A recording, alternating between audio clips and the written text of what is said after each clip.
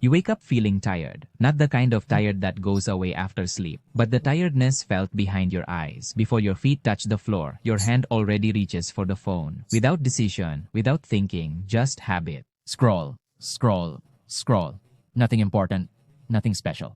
But you don't stop, and somehow your energy is already drained, even before the day truly begins. You call it laziness, lack of discipline, maybe burnout, but that's not the core issue.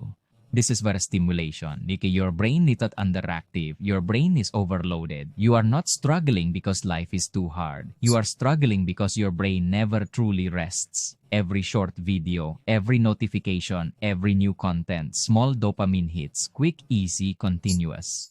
Your brain is now used to getting rewards without effort, without waiting, without discomfort. So when real life demands patience, focus, a slow process, the system within you resists. Not because you are weak, but because your brain has been trained to avoid things that don't immediately bring pleasure.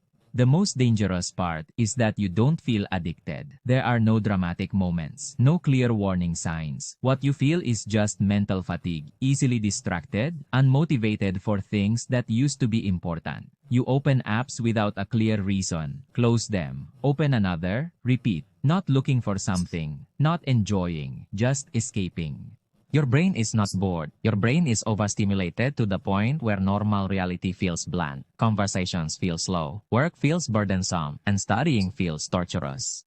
Not because all of that changed, but because the reward system in your brain has been calibrated to an extreme level of stimulation. Real life moves at human speed. Your dopamine system now operates at internet speed. And the gap between the two is where your motivation disappears.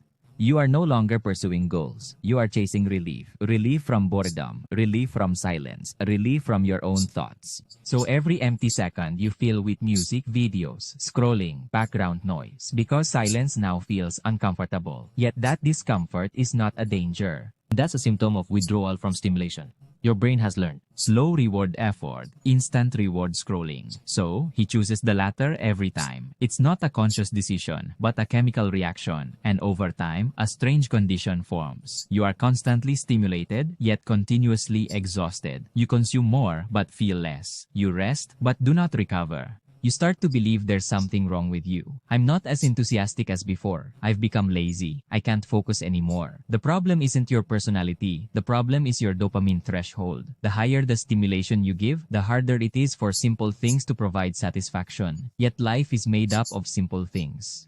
Progress, learning, connection, presence. Nothing can compete with endless scrolling. Your brain adapts. It lowers sensitivity, protects itself, reduces volume, and at that point you feel it the most. Nothing is truly exciting. Nothing feels enough.